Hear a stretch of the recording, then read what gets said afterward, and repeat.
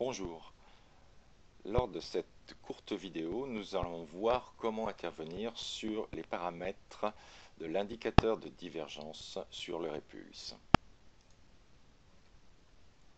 Lorsque vous demandez cet indicateur, vous recevez trois fichiers. Un fichier Word qui est le mode d'emploi, un fichier texte qui est l'indicateur à placer dans le répertoire Express et un fichier 10 qui est le modèle d'étude à placer dans le répertoire Default 10. Une fois ces fichiers correctement archivés, vous ouvrez la FutureStation Nano et demandez dans le menu Affichage à rafraîchir l'espace de travail.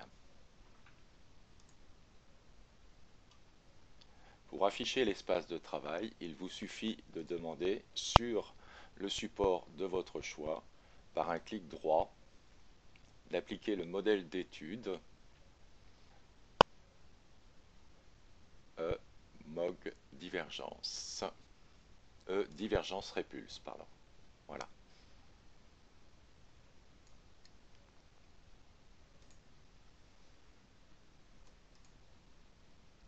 Nous allons prendre les derniers instants du marché. Voici donc les paramètres de répulse qui sont à votre disposition pour trouver les divergences. La différence essentielle avec les autres indicateurs, c'est qu'il existe trois répulses en fait. Le répulse 1, le répulse 5 et le répulse 15. Le 1 étant calculé sur une bougie, le 5 étant calculé sur 5 bougies, le 15 sur 15 bougies. Et le 15 concerne donc des unités de temps en pratique plus longues, des mouvements plus longs que le répulse 1. Le répulse 1 apparaît en rouge, le répulse 5 apparaît en bleu et le répulse 15 apparaît en jaune. Les petits triangles indiquent les endroits où les divergences génèrent des signaux d'achat ou de vente. Pour chacun des répulses, vous avez en fait uniquement trois réglages.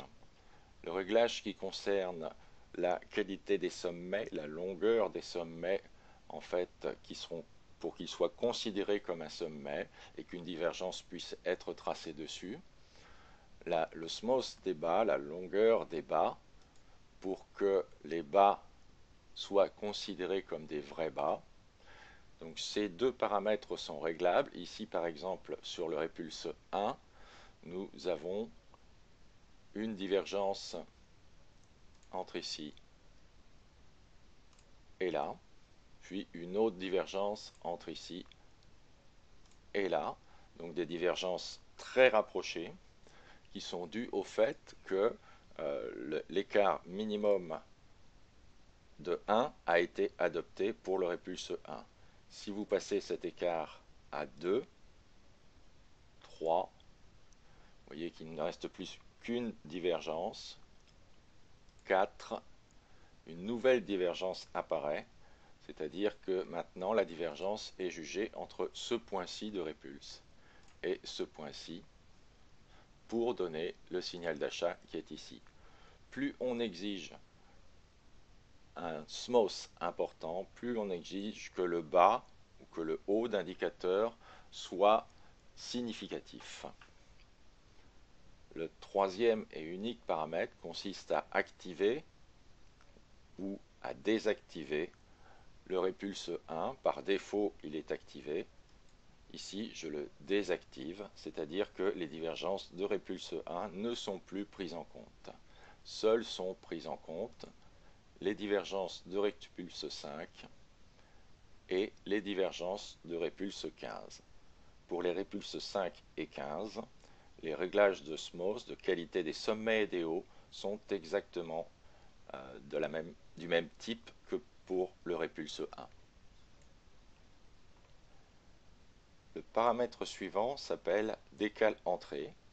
car il permet, par rapport au signal de répulse, ici par exemple, divergence haussière de répulse 5 qui est signalé ici, et qui donc entre en pratique ici, il permet de décaler les entrées de 1, 2, 3, 4 bougies, etc. si nécessaire. Enfin, le dernier paramètre, durée signal, permet de demander à l'ordinateur de garder en mémoire qu'il vient d'y avoir une divergence sur le répulse et de, en augmentant, augmenter la portée dans le temps de cette divergence sur répulse. Ceci permet de coupler les divergences de répulse avec n'importe quel autre signal, que ce soit un signal de divergence ou bien un autre type de signal comme un signal graphique. Ici par exemple, on pourrait envisager un signal graphique de rupture de trend et de demander au logiciel de n'intervenir à l'achat que en cas de rupture de trend baissier s'il y a eu une divergence haussière de répulse avant. Vous pouvez bien entendu coupler ceci par exemple avec la formation d'un triangle.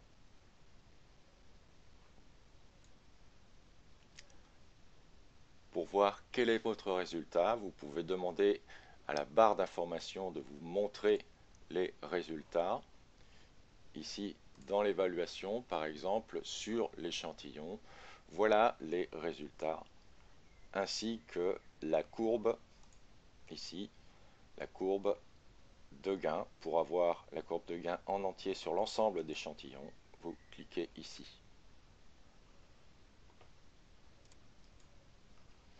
Le répulse est donc un triple indicateur et vous pouvez donc examiner l'efficacité de vos réglages uniquement par exemple sur les répulses 5 et 15 en enlevant le répulse 1 qui est un répulse relativement court terme pour obtenir le tableau des résultats sur l'échantillon ici projeté. Merci à tous et très bon trade.